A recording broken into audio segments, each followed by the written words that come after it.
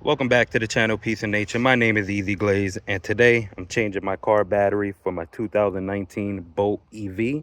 I got a DieHard EV battery from Advanced Auto Parts. It was $259.99. The only issue that I see with installing this, pass me that bracket, TJ.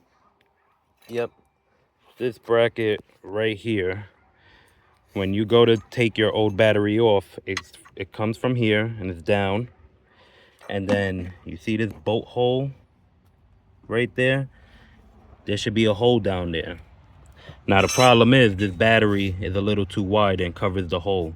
So when you buy this DieHard EV battery from Advanced Auto Parts, just keep in mind you won't be able to put the bracket back on because this battery is a bit too wide. It covers the hole where the bolt hole lays. So yeah, what I'm gonna do, I got a black bungee that I'm probably just gonna put around the battery to strap it down. All right, other than that, I'll check in a minute. I'll turn the car on in a minute and see how it goes.